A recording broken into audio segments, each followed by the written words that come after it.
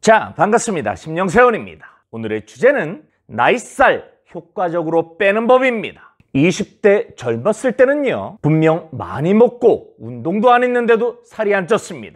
그런데요, 40대 이후부턴 아무리 식단 조절을 해도, 아무리 운동을 많이 해도 살이 쉽게 빠지지 않습니다. 이것을 일명 나이살이라고 하지요. 이 나이살은 남성보다 여성들에게 더 집중됩니다. 특히 뱃살, 엉덩이살, 허벅지살에 집중되어 있지요. 자, 이 나이살 왜 생길까요? 대표적인 원인, 성 호르몬의 감소입니다. 여성은 45세 이후 일명 갱년기라고 하죠.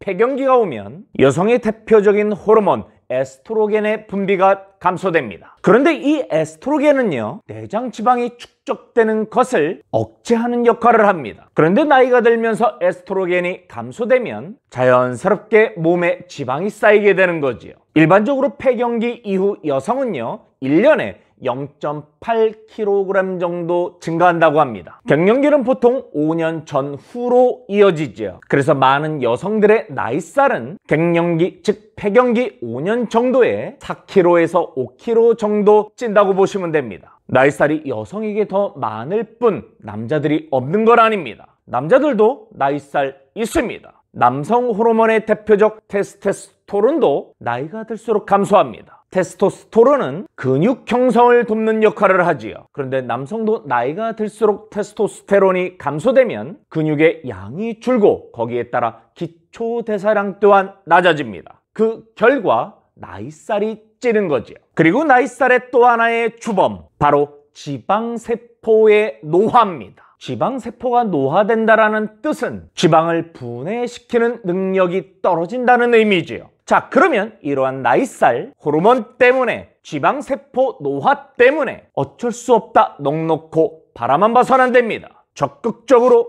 이겨내야지. 그러면 가장 효과적으로 나이살 빼는 방법이 어떤 것이 있을까요? 우리들은 이미 알고 있습니다. 식단 조절, 그리고 운동입니다. 먼저 나이살을 빼는 핵심, 음식 섭취량의 조절입니다. 나이가 들수록 생기는 나이살, 그로 인해 기초대사량은 낮아지죠. 기초대사량이 뭐예요? 가만히 있어도요, 생명을 유지하기 위해 필요한 최소의 에너지를 뜻합니다. 그래서 근력 운동이 중요한 이유죠. 그런데 나이가 들면 들수록 근육도 퇴화가 됩니다. 따라서 기초대사량은 더더욱 낮아질 수밖에 없는데 칼로리 높은 음식을 더 많이 먹게 됩니다. 이러한 식습관은 절대 나이살 뺄 수 없습니다. 기초대사량이 줄어든 만큼 섭취량도 줄여야 나이살 뺄 수 있습니다. 한국인의 일일 영양 섭취 기준은요, 성인 남성은 2200에서 2500 칼로리고요, 성인 여성은 1700에서 2000 칼로리 수준입니다. 나이살을 빼려면 적어도 이 기준에서 200에서 500kcal 정도는 섭취를 줄여야 합니다. 칼로리만 줄여서도 안 됩니다. 더불어서 영양 성분 섭취가 중요해요. 정제된 탄수화물을 최대한 절제하고 입을 달게 만드는 당분 또한 절제해야 됩니다. 반면에 근육을 만드는 단백질의 섭취는 늘려야 합니다. 기름기가 적은 살코기, 그리고 밭에서 나는 소고기라고 하죠. 콩,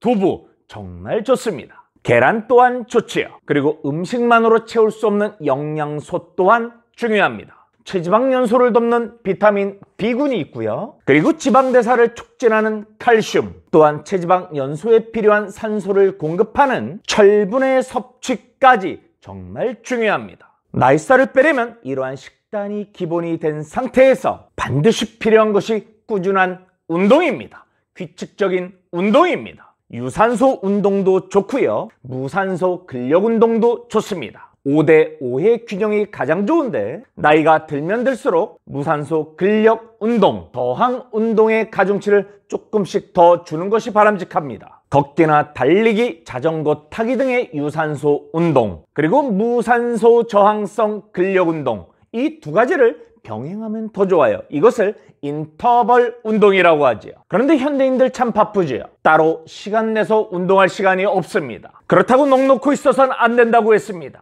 평소 일상생활에서 칼로리를 소모시킬 활동량을 늘려야 합니다. 버스, 지하철은 한두 정거장 미리 내려서 걸어가고요. 낮은 층수 정도는요, 의식적으로 엘리베이터 사용 접고 계단을 이용하는 것입니다. 그리고 될 수 있으면 계속 몸을 움직이려고 노력하는 겁니다. 그때 억지로 하는 것이 아니라 이 또한 운동이다. 그러한 행복한 마음으로 하면 훨씬 더 좋습니다. 더불어 이것이 진정 중요할 수 있어요. 많은 사람들이 식단 조절 그리고 운동은 생각하지만 이것을 간과합니다. 바로 수면이에요. 충분한 수면입니다. 하루에 8시간 정도의 충분한 수면은 체중 감량에 엄청난 도움이 됩니다. 특히 나이살, 충분한 수면으로 팍팍 줄일 수 있습니다. 즉 식단 조절하고 열심히 운동하면 숙면은 필연적으로 따라오죠. 즉 선순환 구조로 이어지게 되는 겁니다. 그리고 또 하나가 있다면 바로 스트레스입니다. 스트레스 안 받을 수 없죠. 그러나 마음을 이렇게 한번 먹는 겁니다. 안 좋은 일이 생겼습니다. 힘든 일이 닥쳤습니다. 그럴 때 저는 이렇게 합니다. 감사합니다.